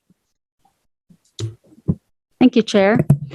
So just for a little bit of history, this resolution was really largely developed by Portland Empowered's youth engagement partners last fall, and then Board Member Youssef and I and some district staff had a little bit of input in it, but really largely it was created by youth engagement partners. And so just to give a quick little context about the Mental Health Action Day. This is the second annual day. So it began in 2021 as a coalition of 1,400 nonprofits, government agencies, and leaders from 32 countries gathered to organize and kind of shifting our conversation from mental health awareness towards action. And if anyone wants to learn more about that, I recommend you go to mentalhealthaction.network to read some more. So I'm just going to go ahead and Member Youssef and I are going to split reading this and just to share what this mental health resolution is, which is to recognize this week, but specifically Thursday, May 19th as Mental Health Action Day. So, whereas mental disorders among children are described as serious changes in the way children typically learn, behave, or handle their emotions, causing distress and problems getting through the day. Whereas mental health is an important component for children being ready to learn. If children and teens are experiencing mental health problems, they will likely have trouble focusing in school. Whereas children and teens are just as vulnerable to mental illness as adults. In fact, some youth might be at greater risk for developing a psychological illness if they've experienced trauma, neglect, abuse, or bullying. Whereas the Centers for Disease Control estimates that over 27% of children aged 2 to 17 have received a diagnosis of ADHD, anxiety, depression, or behavior problems. Whereas the CDC further estimates that among children living below 100% of the federal poverty level, more than 1 in 5, 22%, had a mental, behavioral, or developmental disorder. Whereas the poverty level of children decreases the likelihood of children and teens receiving appropriate treatment for anxiety, depression, or behavior problems. Mr. Youssef is going to continue. Whereas Portland Public Schools enrolls a significant amount of students whose families face financial challenges, including 57% of students qualifying for free and reduced meals. Whereas the consequences of not addressing adolescents' mental health conditions extend to adulthood, impairing both physical and mental health and limiting opportunities to lead fulfilling lives as adults. Whereas early diagnosis and appropriate services for children and their families can make a difference in their lives in the lives of the children with mental disorders. Whereas in the wake of COVID-19, millions of people have uncovered new mental health conditions and millions more have had their existing challenges exacerbated. Whereas the second annual Mental Health Action Day will take place on May 19, 2022, to shift the conversation surrounding mental health from awareness to action, particularly those who have been marginalized or underserved by existing institutions. Therefore, be it finally resolved that the Portland Public Schools Board of Education acknowledges Mental Health Action Day, May 19, to encourage the overall PPS community to take action on mental health issues facing children, teens, and young adults, to recognize that mental health is a crucial component of children and teens being ready to learn in our school system. Thank you. Thank you so much, board members Russell, Better, and Youssef.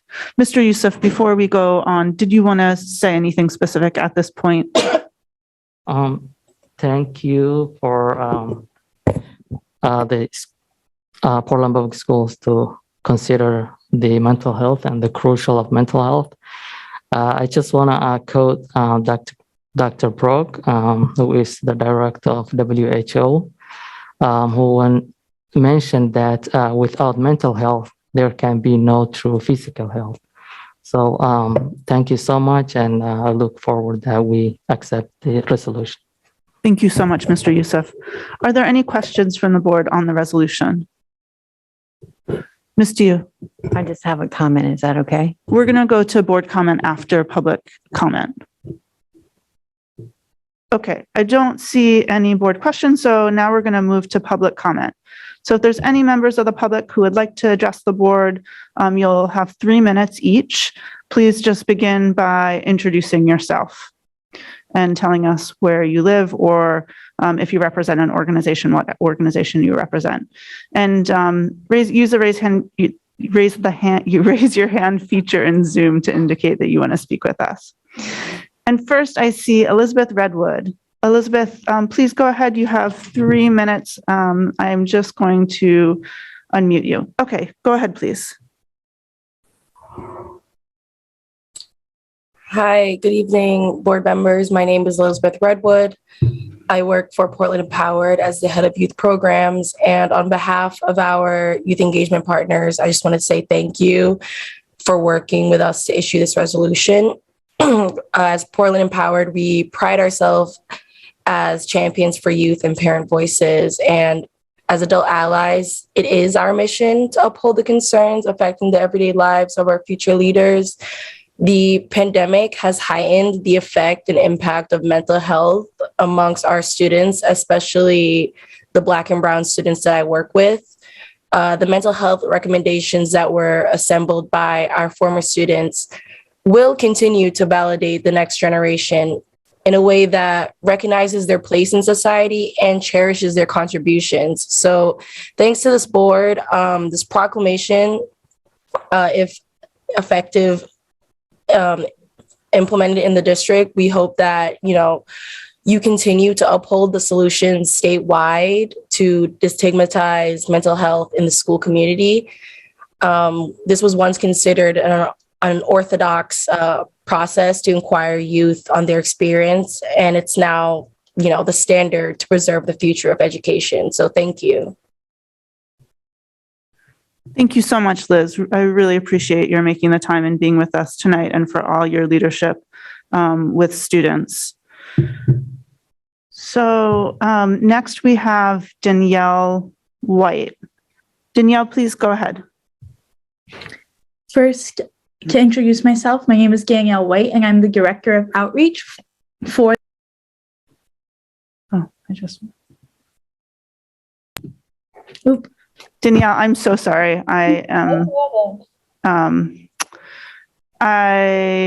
might have muted you. No. Danielle, can you try again? We could hear you and then we couldn't hear you, and I think it was my fault, so I apologize. Alrighty.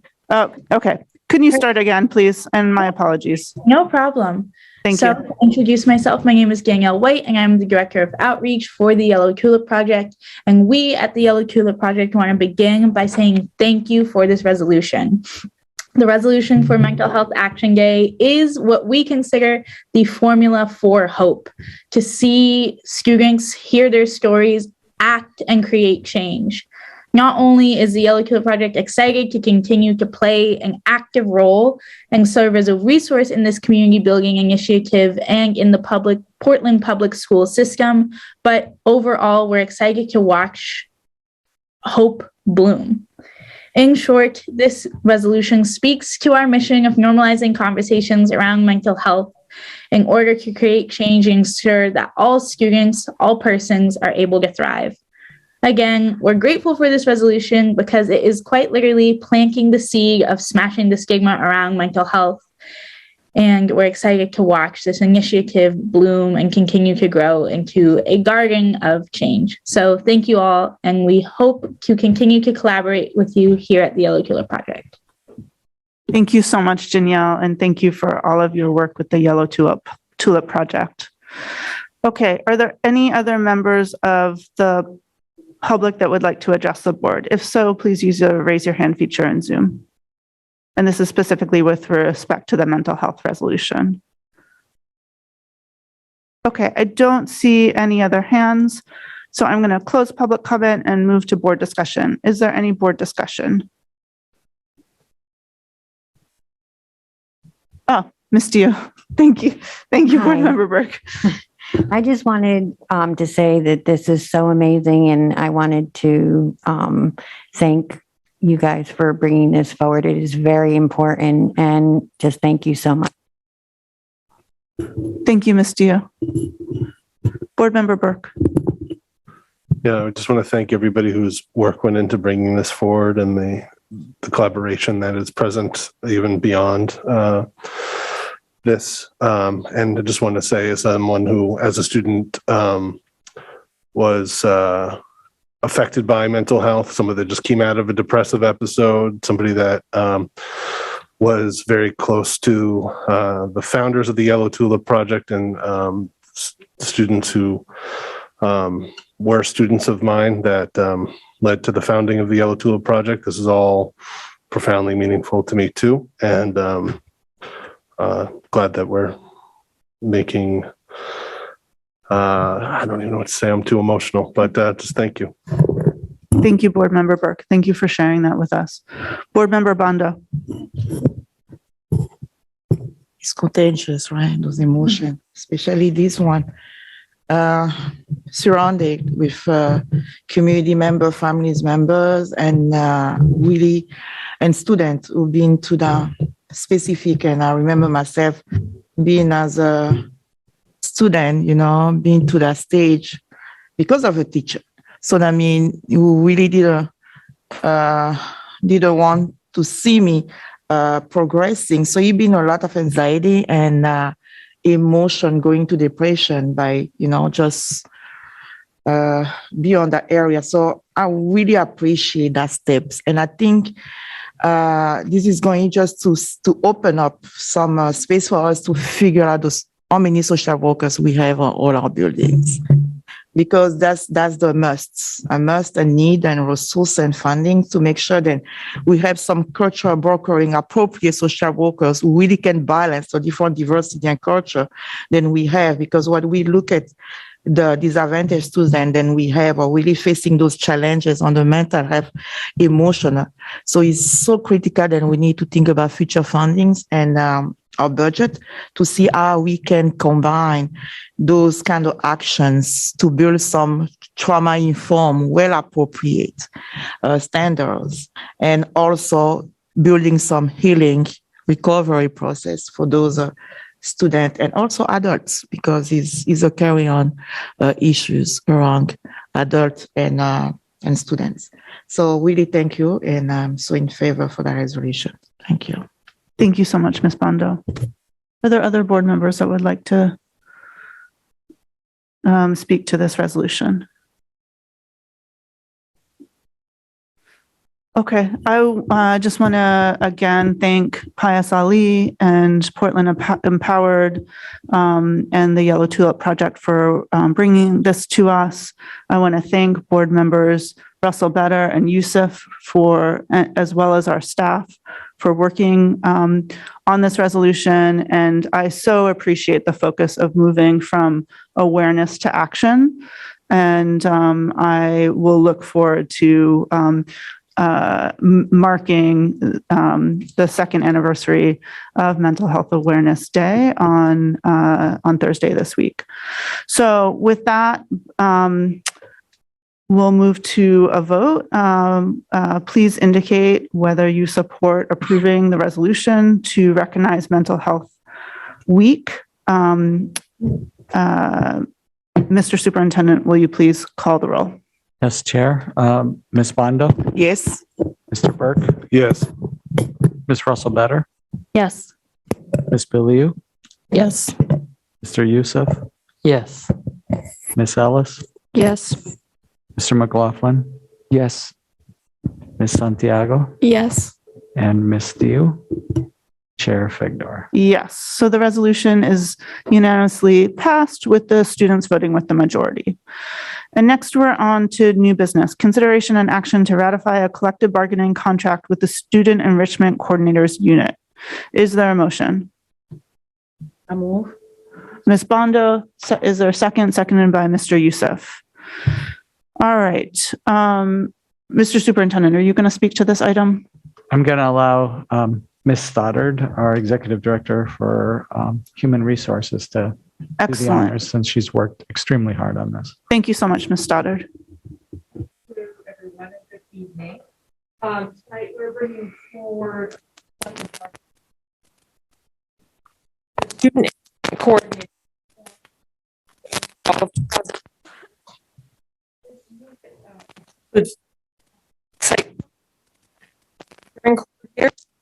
And the extended learning opportunity coordinators. We value the work of this group of employees and the work that they do to serve our students outside of the classroom, providing them with support and opportunities that prepare and empower our students for achievement and success in school, life, and work. This agreement reaffirms our commitment to them.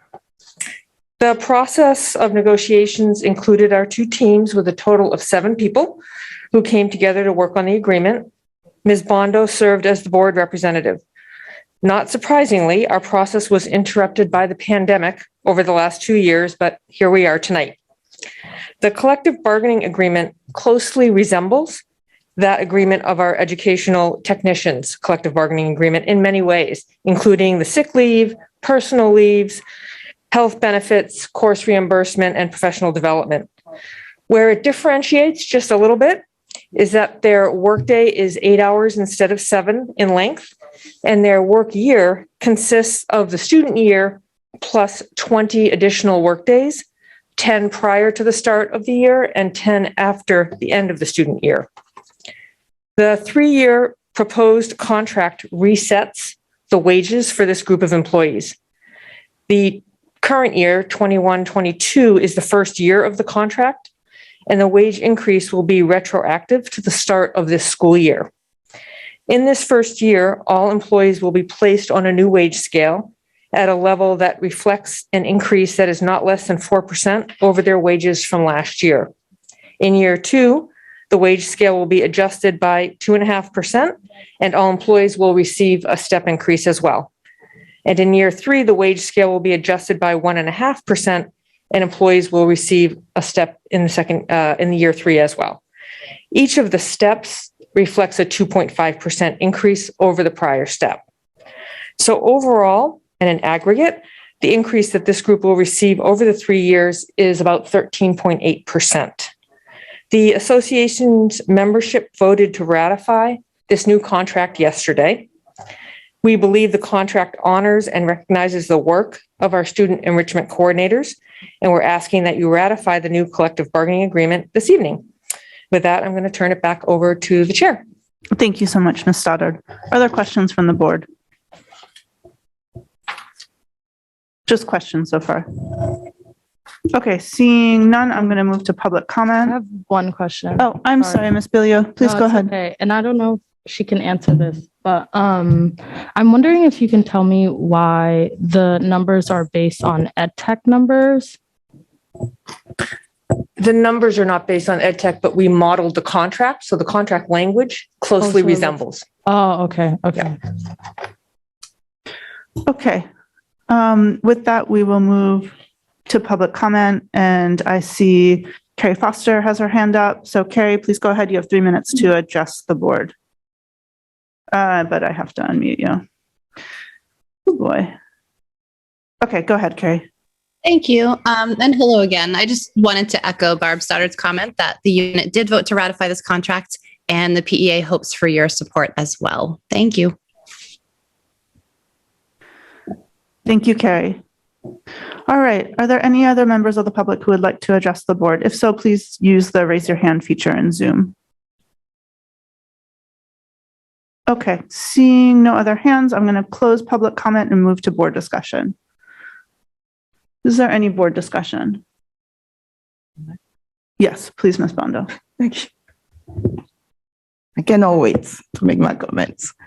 Yeah, so I am so pleased and really delighted because I was one of the board who was on the bargaining team, and then it was the first time for me to join the bargaining team. So it was really amazing, especially because why I value those coordinator units is because of the Make It Happen. I used to be a coach for a couple of years ago, the Make It Happen. So the value of the Make It Happen really been as a game changer for most of our students, really to bring the profile to the college profile to a different level.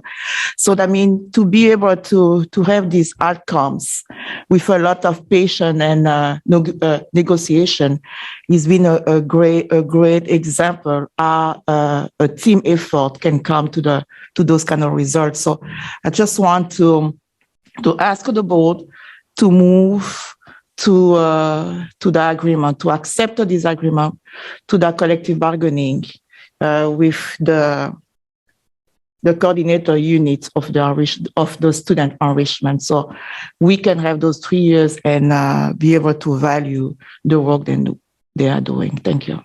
Thank you so much, Ms. Bondo. Is there any other discussion? All right, I just want to thank the entire team that worked to come to this contract. I especially want to address on behalf of the board, I want to thank Ms. Bondo for working over a very extended period to get to this place tonight. And with that, by roll call vote, please indicate whether you support ratifying this collective bargaining contract with the Student Enrichment Coordinators Unit. Mr. Superintendent, will you please call the roll? Yes, Chair. Ms. Bondo? Yes. Mr. Burke? Yes. Ms. Russell Better? Yes. Ms. Billiou? No.